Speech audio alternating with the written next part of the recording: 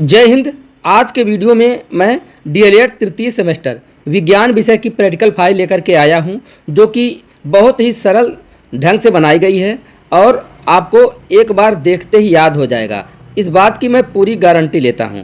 तो यहां आप देख लीजिए, डीएलएड प्रैक्टिकल फाइल तृतीय सेमेस्टर, सत्र का नाम रहेगा, प्रशिक्षु का नाम रहेगा, कंट्रोल नंबर या रजिस्ट्रेशन नंबर या रोल नंबर रहेगा और फिर विषय विज्ञान। फिर उसके बाद हम यहाँ देखिए अगले पेज पे विषय सूची बनाएंगे। विषय सूची में 3 कॉलम बनेगा, क्रम संख्या, विषय वस्तु और पृष्ठ संख्या। यहाँ से यह पता चलेगा कि कौन सी विषय वस्तु किस पृष्ठ पर दिया गया है। तो यहाँ देखिए पहले नंबर पे क्या है, कुछ वैज्ञानिक उपलब्धियाँ, जो पृष्ठ संख्या 1 पे है, और दूसरा है उत्प्लावन बल तथा प्लवन के नियम, यह पृष्ठ संख्या 2 पे है, और तीसरा है बाह्य तथा आंतरिक अंग तथा उनके कार्य, पृष्ठ संख्या 3, और नंबर 4 एल्गी एवं फंजाई में विभिन्नता, पृष्ठ संख्या 4। नंबर 5 खनिज पदार्थ तथा खनिजों का वर्गीकरण, पृष्ठ संख्या 5। नंबर 6 हाइड्रोकार्बन, पृष्ठ संख्या 6। इसके बाद नंबर 7 मधुमेह रोगी के देने योग्य भोज्य पदार्थ, पृष्ठ संख्या 7, और नंबर 8 ओजोन छिद्र के कारण, पृष्ठ संख्या 8। नंबर 9 प्रकाश के स्रोत, पृष्ठ संख्या 9, और नंबर 10 विभिन्न माध्यमों में ध्वनि की चाल, यह है पृष्ठ संख्या 10। अब आइए एक एक टॉपिक को डिटेल से समझते हैं। यहाँ देखिए टॉपिक है कुल वैज्ञानिक उपलब्धियाँ, कुछ वैज्ञानिक उपलब्धियाँ। तो कुछ वैज्ञानिक उपलब्धियाँ में देखिए नंबर 1 क्या है, कृषि के क्षेत्र में। कृषि के क्षेत्र में विज्ञान की उपलब्धियाँ क्या है, उन्नत प्रकार के हल, ट्रैक्टर, उन्नत बीज, कृत्रिम खादें, कीटनाशक दवाएं आदि। नंबर 2 भोजन बनाने के लिए साधन, इसमें है गैस चूल्हे, प्रेशर कुकर, इंडक्शन चूल्हा आदि। नंबर 3 यातायात के साधन, जिसमें साइकिल, मोटरसाइकिल, मोटर कार, रेलगाड़ी, बस, हवाई जहाज़, पानी के जहाज़, मेट्रो ट्रेन, बैटरी चालित वाहन आदि। नंबर 4 जनसंचार के साधन, जिसमें है computer, fax, telephone, pager, mobile, internet, AI आदि। एआई मतलब आर्टिफिशियल इंटेलिजेंस। आगे देखिए क्या है, नंबर 5 चिकित्सा के साधन, X ray, ultrasound, MRI, CT scan, blood test आदि। और नंबर 6 शिक्षा के क्षेत्र में दूरभाष द्वारा संपर्क, इंटरनेट आधारित अधिगम, टेलीकॉन्फ्रेंसिंग, दूरदर्शन प्रसारण, शैक्षिक यूट्यूब चैनल व मोबाइल एप्लीकेशन आदि। इसके बाद अगला टॉपिक शुरू हो जाता है उत्प्लावन बल, उत्प्लावन बल, बायोएनसी फोर्स। इसमें देखिए क्या है, किसी द्रव में आंशिक या पूर्ण रूप से डूबी किसी वस्तु पर ऊपर की ओर लगने वाला बल उत्प्लावन बल कहलाता है।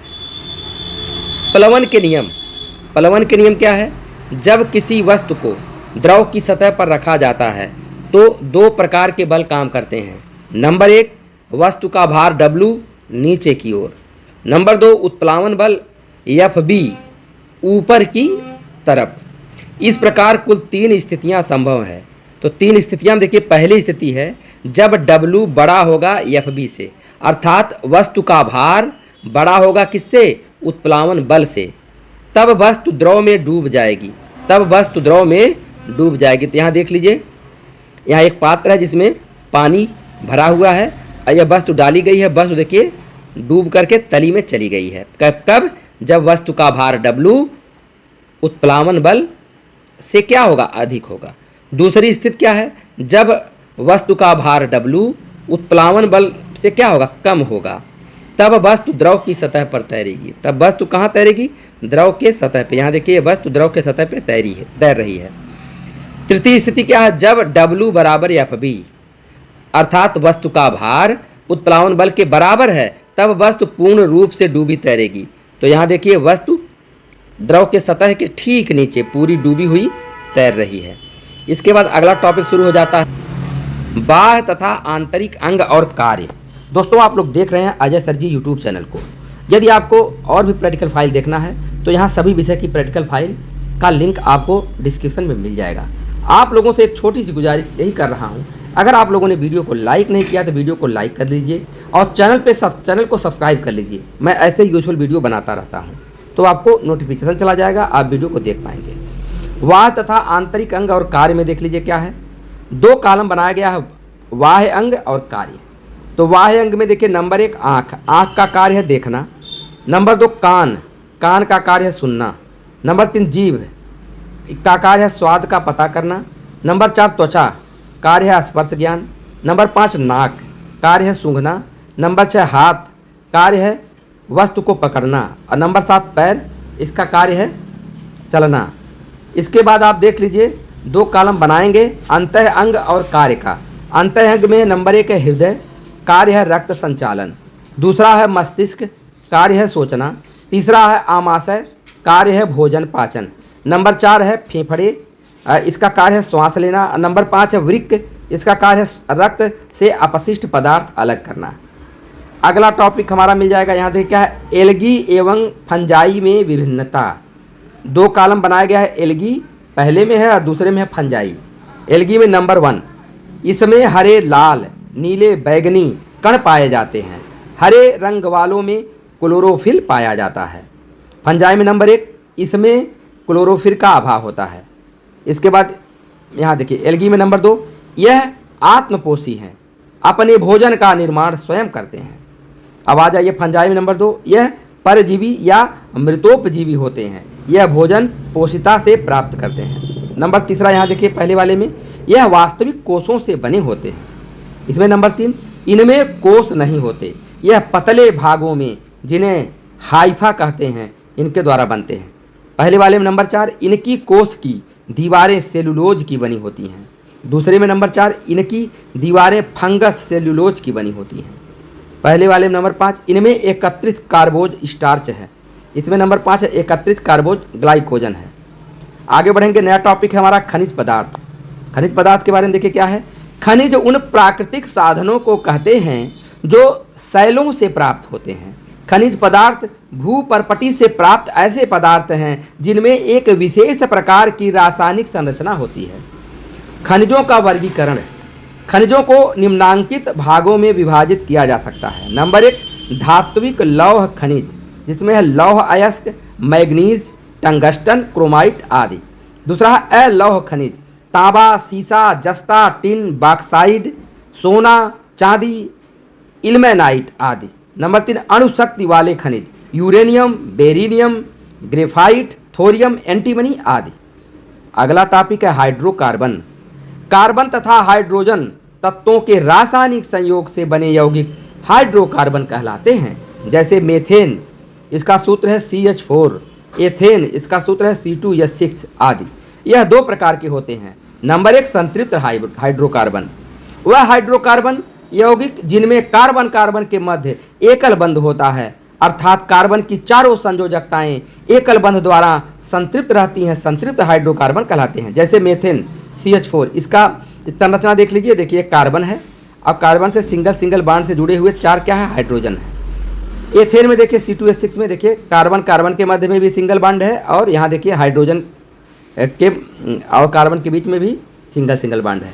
अब आपको बता दें कार्बन की 4 वैलेंसी होती है, जो कि यहाँ देखिए इस कार्बन की इससे पूरी हो जा रही हैं, तो यहाँ भी, अब यहाँ भी वही काम है। दूसरा है असंतृप्त हाइड्रोकार्बन, ऐसे हाइड्रोकार्बन जिनमें कार्बन कार्बन परमाणु के मध्य कम से कम एक द्विबंध या त्रिबंध उपस्थित हों, असंतृप्त हाइड्रोकार्बन कहलाते हैं। जैसे एथिलीन, सूत्र है C2H4, एसिटिलीन, सूत्र है C2H6। अब इसका देखिए यहाँ संरचना देखिए, एथिलीन देखिए कार्बन कार्बन के मध्य में डबल बॉन्ड रहेगा और हाइड्रोजन के मध्य में, हाइड्रोजन और कार्बन के मध्य में एक बॉन्ड। इसको इस तरह से भी कर सकते हैं और अगर आप चाहें तो ऐसे भी आप इसको दिखा सकते हैं। जैसे यहाँ मैं अलग दिखा दे रहा हूँ, जैसे देखिए H यहाँ देखिए, ठीक है, या ऐसे जैसे मैं बनाया। एसिटिलीन में देखिए 2 कार्बन के मध्य ट्रिपल बॉन्ड रहेगा और हाइड्रोजन और कार्बन के मध्य यहाँ देखिए एक एक बॉन्ड रहेगा। तो कार्बन का यहाँ 4 बैलेंसी पूरा, यहाँ भी पूरा, और यहाँ भी देखिए 2 1 3 1 4, अब इसका भी देखिए 2 और 1 3 1 4 पूरा हो जा रहा है।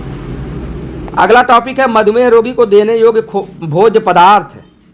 कि क्या क्या खाने योग्य पदार्थ मधुमेह रोगी के लिए लाभदायक है। देखिए नंबर 1 अनाज, गेहूँ, जौ, बाजरा, गेहूँ या चने का मिश्रित आटा। नंबर 2 दालें, चना तथा सभी प्रकार की दालें।